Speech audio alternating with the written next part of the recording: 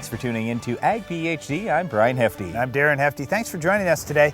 We're going to be talking about what's going on right now, and one of the big things is fertilizer. And when we think about fertilizer, phosphorus is a key nutrient in crop production. We're going to talk about phosphorus tests on your soil test and also how phosphorus relates in your soil. Well, this may or may not be going on right now, but at least people are thinking about taking out CRP, taking out alfalfa, and asking the question, how can I raise the very best crop next year? We're going to talk about when to take out that CRP and alfalfa and how to do it best. Well, one other thing you'll want to take out is our Weed of the Week. We'll show you how later in the show, but first, here's this week's Farm Basics.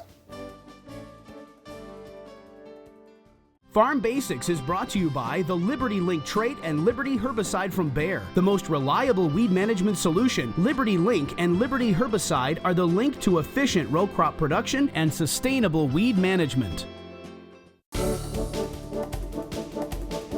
In today's Farm Basics, we'll talk about the on-farm comparisons farmers are doing each year in their fields. Well, there are many reasons that farmers try new products. They want to see if they can get more yield or do a better job on a certain weed or just any number of things that farmers could be trying out. But the big thing is when farmers are trying new things, they have to keep in mind they have to make money out in those fields, and so they don't want to take a big chance. So in many cases, farmers are doing strip trials or split field type comparisons on their farm. We're going to talk about how they're measuring those and what they hope to learn. Well, measuring is the whole key here, because in a lot of cases we can't gain 25 or 50 bushels with some new practice that we're going to throw out. I always tell farmers now, it's not like your dad or your grandpa had where, boy, they were the first one to use commercial fertilizer, and wow, they said, I gained 25 bushels, 30, 40 bushels. It was awesome. They were the first ones to use commercial pesticides, and wow, they had fantastic weed control and gained 20 or 30 or 40 bushels. We don't have any of those great big wow events anymore in agriculture. We have a lot of little things. We have a lot of things that can gain 2 bushels or 5 bushels, but the point is they can still return a great return, because if you invest $2 and you gain $10 back, that's something I absolutely want to do. But if you're only going to gain $10, how are you ever going to notice that in the fall? If you're already getting 200 bushel corn and it's a 2 bushel gain or even a 5 bushel gain, it can easily get lost. It's such a small percentage gain that it's not noticeable out there. So that's where yield monitors, yeah, they're nice for seeing the big things, but when it comes to those little things, those little 5 bushel gainers, yield monitors don't show that very well. And neither will you see that visually out in the field. A lot of farmers are walking their fields every week during the summer, looking for where these differences may be, especially where they're trying to compare 2 different practices or products out there. And you just can't see a 2 bushel difference or a 5 bushel difference visually. And so we need to do some sort of measurement at harvest time. What a lot of farmers will do is utilize a weigh wagon, where they bring out a little wagon that has a scale on it and they can weigh one pass versus the next pass. Or they'll weigh one part of the field and haul that to town and weigh it at a grain elevator and then weigh the other part of the field to compare between 2 treatments. What we do a lot of times is we will actually reset our yield monitor every round when we're going through making these comparisons, or every half round when we're going through making these comparisons. So in other words, we reset starting at 0 and it adds up the total pounds for that half round or that full round. And the reason why we do that is, yeah, we might not see a color change when we look at our yield map overall, but if we can see, oh boy, every single time I went through this particular treatment, it weighed X number of pounds more, then I know I had yield gain. And then all you do is take that yield gain divided by what you invested and figure, oh, okay, well, here's my return on investment. And I'm not saying that all these practices work. That's the reason why we want to try this stuff out on a small scale, because sometimes they fail. So we want to catch that on a small basis before we've invested tens of thousands of dollars. But again, the farmer has to be really diligent and really pay attention to those small numbers. Well, a number of things that farmers might try out is different hybrids or different varieties of seed that they're planting. Farmers are always curious, am I planting the right seed? Does it have the most yield potential for my soils? But the challenge with those hybrid type comparisons is it really makes a difference what kind of year you get. For example, last year we were really dry. This year we were pretty wet early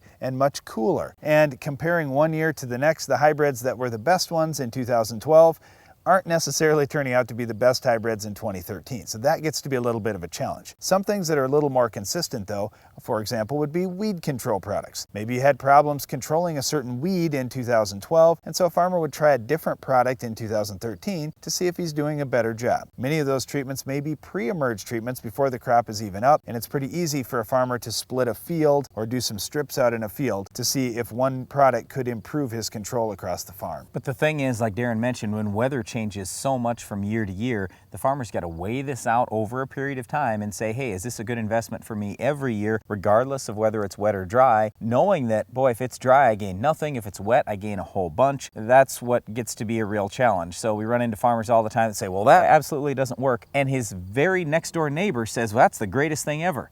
But it all depends on when they tried it, the soil type they tried it on. There are so many variables, and that's what makes farming challenging, yet kind of fun. Well, as you're driving through the country in the summer, you probably appreciate the beauty of a field that looks just even all the way across. But you also notice where there's differences out in a field, where there's strips of this and strips of that, and many times it's farmers doing on-farm comparisons. They want to try new products and practices to see what can help them produce more food with the next crop. Well, let's hope those strips don't have anything to do, Darren, with our Weed of the Week. We'll tell you how to stop it on your farm coming up later in the show.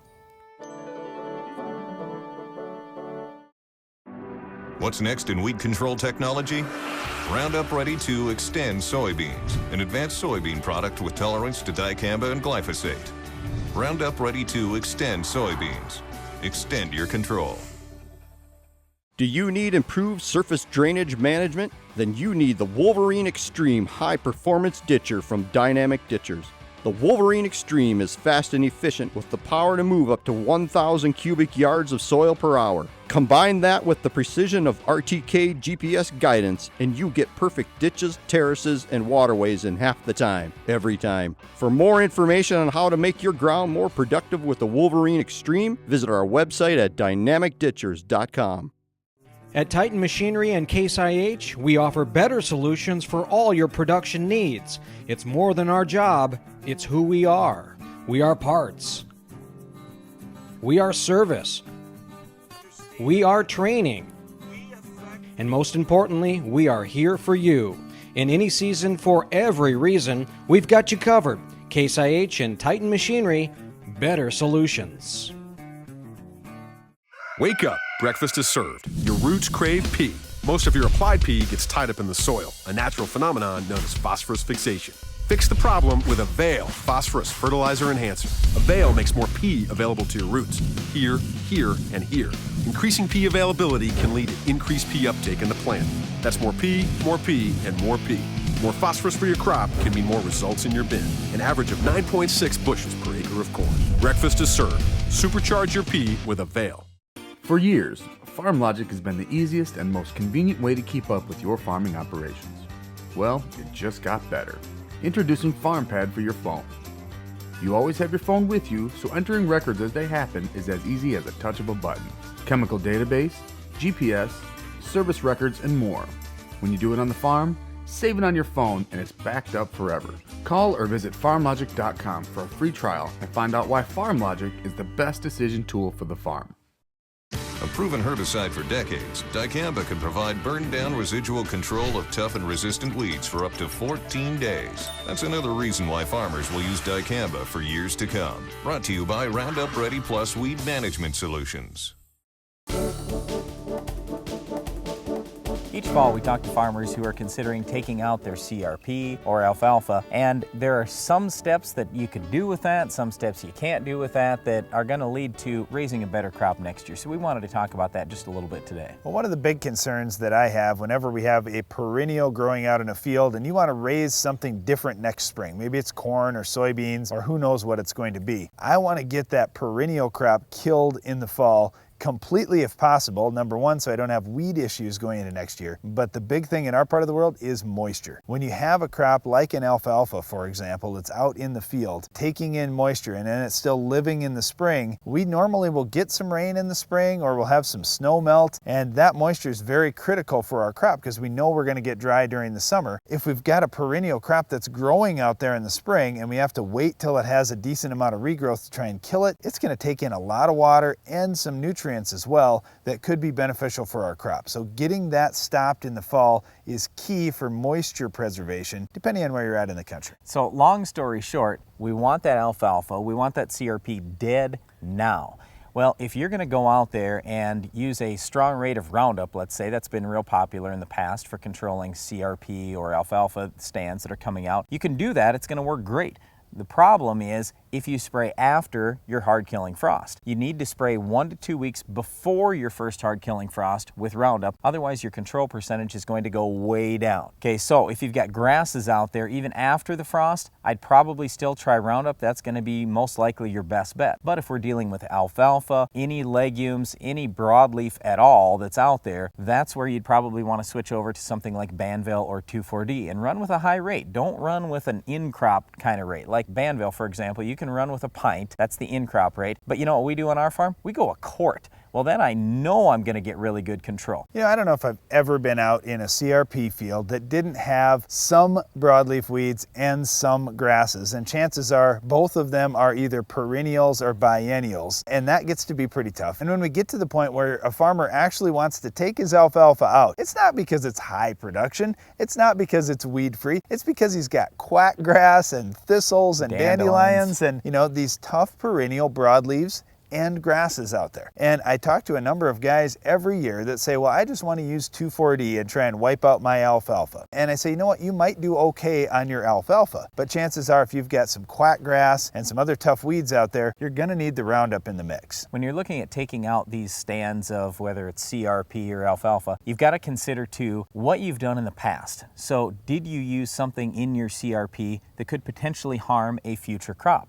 For example, a lot of guys, when they're getting that CRP going, after a few years, they start getting a few thistles out there, and then they talk to an agronomist who says, well, the very best thing on thistles is Milestone, or you could use Tordon or Grazon or Chaparral, something like that. So you go do that, and you think, well, it's in CRP, it's going to be in there for years and years.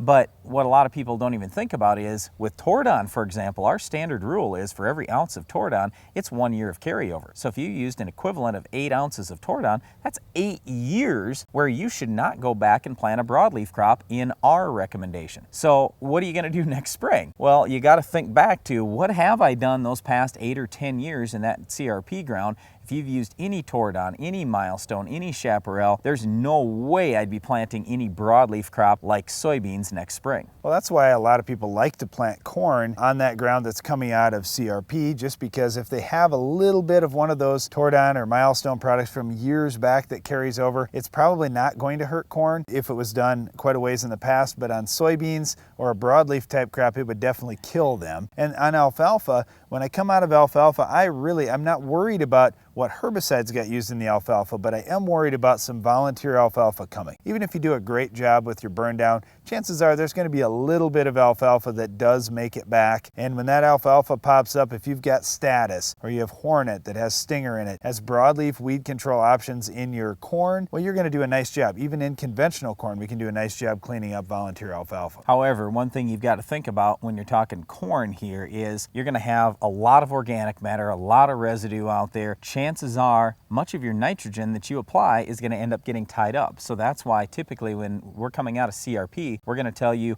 I'd apply, if it was me, an extra 100 pounds of nitrogen above and beyond what you would normally do in a corn-soybean rotation. Now, well, we're going to get right into your cation exchange capacity and how much you can do at one time. I'm not saying do it all in one time. I'm saying in total for the growing season, I'd get an extra 100 pounds out there. But it does change a little bit, so we talk very often about don't exceed what your soil will hold. Well, coming out of CRP, your soil is going to hold a bunch more than it did before it went into CRP. True. Because you've raised your organic matter levels, you've raised your overall residue levels. And that residue is going to tie up a lot of that nitrogen too, because the bacteria are trying to break down that high carbon residue that's out there, and they're going to need nitrogen to be able to do that. So it's a little bit different if it's coming out of alfalfa versus if it's coming out of CRP. So keep in mind, if it's coming out of CRP, you're going to need a lot more nitrogen than normal.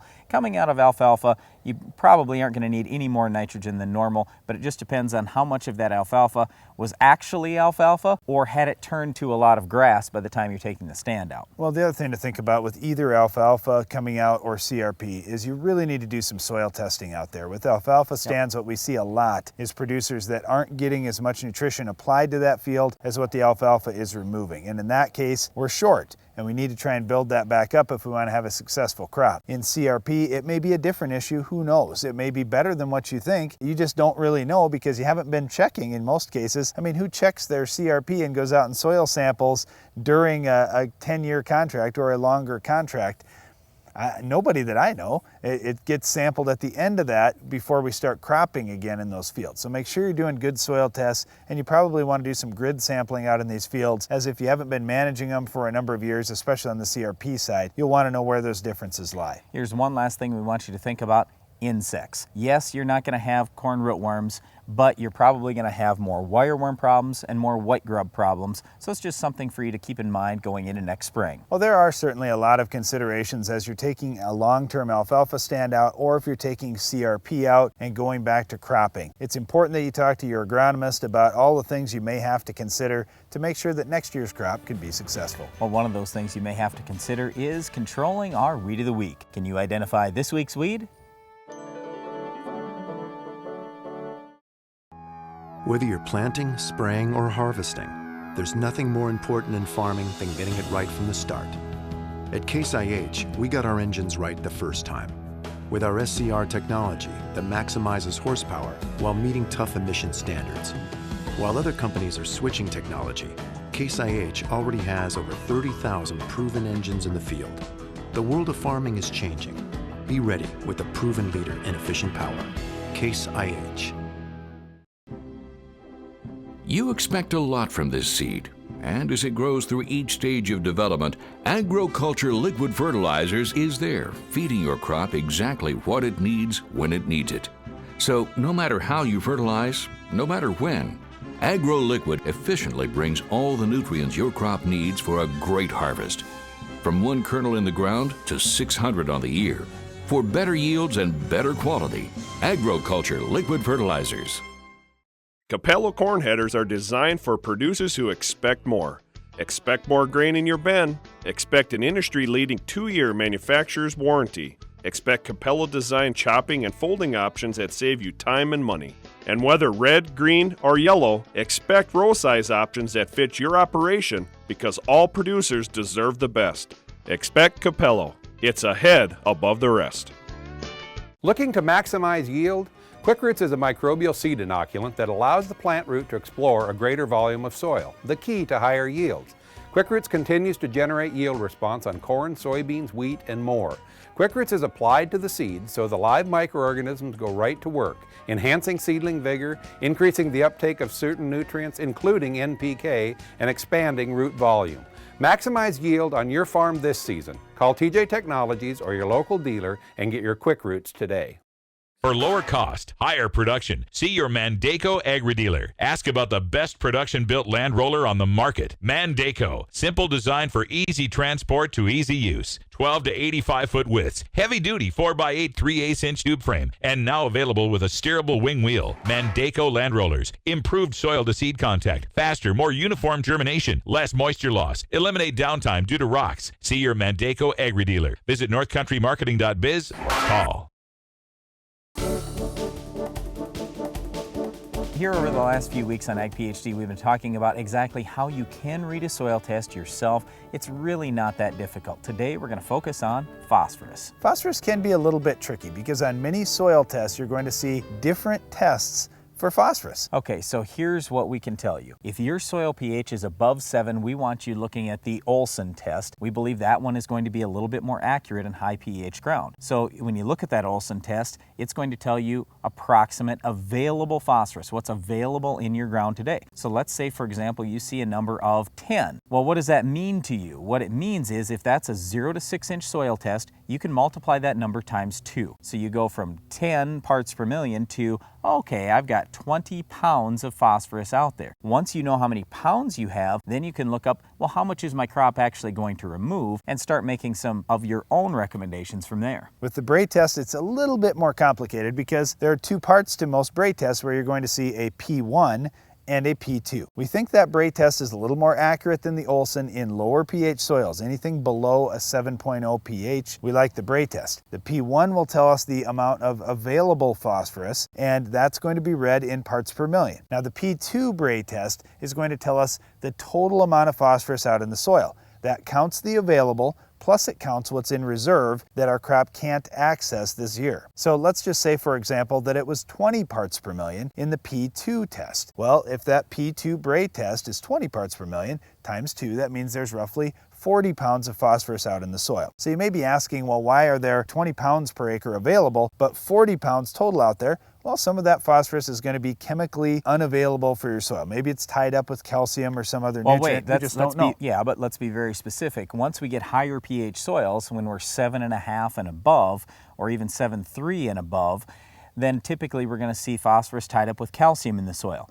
When the soil pH is low, like 6.3 and less, then we're going to see phosphorus tied up more with aluminum and iron and some other nutrients like that. So it really depends on where your soil pH is at, but the point is we want to try to have our soil pH around that 6.8 or within a half a point of that, and we have a lot less phosphorus tie-up. There are certainly products that can reduce phosphorus tie-up as well, like Avail, that we use even on our own farm. Well, when you think about the phosphorus that's going to be available for our crop, it's one thing to look at what's on the soil test, but the other thing you have to consider is that there is also organic matter in your soil. Well, that's on the soil test too, and so all you do is multiply that organic matter percentage times in the range of 4 to 7 pounds of phosphorus. In other words, for every percent of organic matter that you have in your soil, during the summer you're going to have free release of phosphorus. So let's say you had 3% organic matter, and we'll figure on the low side 4 pounds of phosphorus, so 3 times 4 is 12. You already see, available in my soil I've got 20 pounds, for example. Now I've got a total of 32 pounds. So that's typically what we're looking at in our operation. We say we got 32 pounds, we need X number of pounds, I know I need to apply some more phosphorus in the ground. Well, it's important to understand how to read a soil test for phosphorus. There's a little bit of complication to it, but really it's not that difficult. Well, it may be a little bit more difficult to control our weed of the week, but we'll tell you how to do it on your farm coming up next.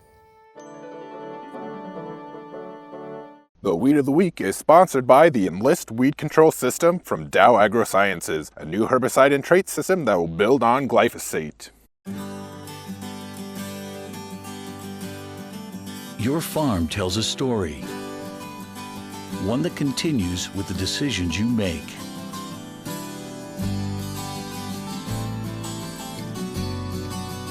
Introducing the Enlist Weed Control System, an advanced herbicide and trait system that will build on glyphosate for exceptional control of tough weeds.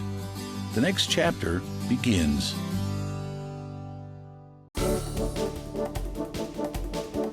Our weed of the week, when it's small, looks like common ragweed, but it's actually Biennial Wormwood Sage. Well, when you have a biennial weed, one of the things that's often the case is you're going to see different growth stages from one year to the next. Biennial means it's going to have a 2-year life cycle. The first year of this weed, we'll see the growth will be mainly in a rosette form where it stays fairly low to the ground and gets kind of a circle of growth. This is a great time for you to control the weed because in year 2, it reaches the bolt stage where it shoots up tall and is going to produce seed and try and reproduce. So if you can get it in that first year stage in the rosette, that's the best, but a lot of times we don't even notice it until we've got it in that bolt stage. Then it's important that we get out there as soon as possible before that weed goes to seed. Yeah, the real key here is starting clean whenever you plant a crop because this thing is growing, like Darren said, for 2 years. So if you're planting winter wheat, make sure that you've got a clean field before you start there. If you're planting spring wheat or any spring crop like corn or soybeans, you got to start clean there. So we really struggle with it in no-till and strip-till because a lot of burn-down products aren't the best. So let's talk real quick. In soybeans, that's probably where we have the most problem with Biennial Wormwood Sage. What are you going to do to burn this thing down? Well, the best thing that you can do for burn down is normally sharpen. If we were in a grass crop, we could use a high enough rate of sharpen to be effective. However, if you're in a broadleaf crop like soybeans, you could do 1 ounce of sharpen, but then mix it with Sencor. Depending on your soil pH and soil texture, you could go up to 1/3 of a pound of Sencor with that 1 ounce of sharpen. And Roundup. You need a bunch of stuff if you're going to get this weed stopped. Yeah, then when we turn to wheat, as we said, you could go with the high rate of sharpen with your Roundup, that would be excellent. In corn, you could use Verdict and then mix some Roundup with it, and that'll be a nice burn down product too. Yep, in crop, we don't have a lot of great things. If it was me in wheat, I'd go Husky. In corn status, in soybeans, I would try Flex Star. Well, but the other thing it's is just if not they're very Roundup good. ready beans, you can go a high rate of Roundup, a 44-ounce rate of Power Max, something like that to try and get it knocked down. That's it for our Weed of the Week, Biennial Wormwood Sage. But stay tuned, Iron Talk is coming up next. Iron Talk is brought to you by Case IH. What are farmers doing to feed the planet?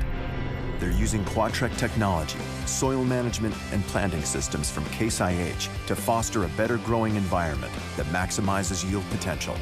Visit caseih.com to be ready.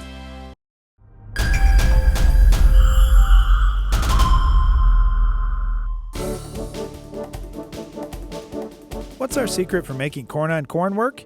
It all starts with the combine. I'll explain in today's Iron Talk. 200 plus bushel corn with a final stand of 35, 40, 45,000 plants, that adds up to a lot of residue to deal with. For us, doing heavy tillage on a yearly basis just doesn't work for a number of reasons. Without that tillage component though, how are you going to deal with the residue? Using a chopping corn head along with either strip tillage or aggressive residue managers on the planter has been a successful strategy. Here's what we looked for in picking a chopping corn head. Number 1, get a head that's designed as a chopping head from the beginning. We didn't want a bolt-on or added-on component approach. Getting even feeding of the plant through the header is critical to even residue distribution. Number 2, we wanted a 12-row header, and having one that folds is a must for our operation. This saves so much time. It's easily a half an hour to an hour savings every time we move from one field to the next, and this really adds up over harvest. Number 3, minimal maintenance time. Our header has only 2 grease points on each row that need grease every 50 hours. Other than the PTO drive lines, the remainder of the head is seasonal maintenance only. Number 4, durability.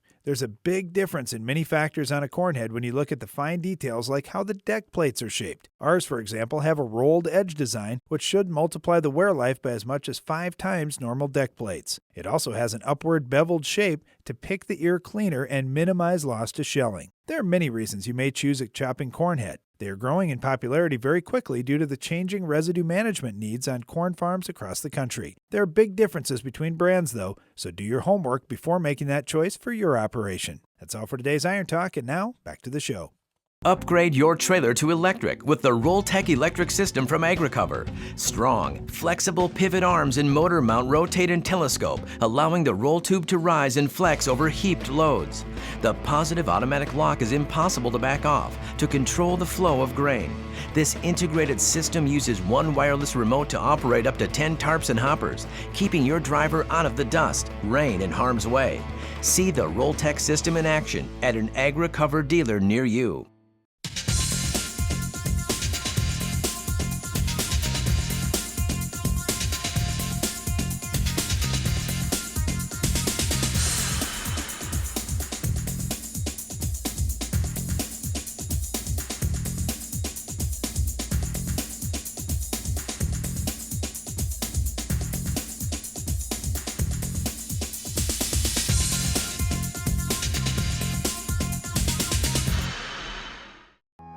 Whether you're planting, spraying, or harvesting, there's nothing more important in farming than getting it right from the start. At Case IH, we got our engines right the first time. With our SCR technology that maximizes horsepower while meeting tough emission standards. While other companies are switching technology, Case IH already has over 30,000 proven engines in the field. The world of farming is changing. Be ready with the proven leader in efficient power. Case IH. Looking to maximize yield? Quick Roots is a microbial seed inoculant that allows the plant root to explore a greater volume of soil, the key to higher yields. Quick Roots continues to generate yield response on corn, soybeans, wheat, and more. Quick Roots is applied to the seeds so the live microorganisms go right to work, enhancing seedling vigor, increasing the uptake of certain nutrients, including NPK, and expanding root volume. Maximize yield on your farm this season. Call TJ Technologies or your local dealer and get your Quick Roots today. The all-new S-Cube commercial tender is the only tender on the market with poly tanks, giving you the capability to haul seed, fertilizer, water, or liquid fertilizer. Each cube can hold 300 units of seed, 2,000 gallons of liquid, or 300 cubic feet of fertilizer. Options include full functioning wireless remote, stainless steel conveyors, and self-contained hydraulics. Get yours today at Norwood Sales. That's all the time we have for today's show, but be sure to join us again next time for another Iron Talk, Weed of the Week, Farm Basics, and much more. I'm Brian Hefty. And I'm Darren Hefty. Thanks for watching Ag PhD. Why are many farmers reducing tillage? Reduced tillage has shown to increase soil's organic matter levels, reduce erosion potential, improve soil structure, and increase microbial activity and soil life. For more information, visit the Responsible Nutrient Management Foundation at rnmf.org.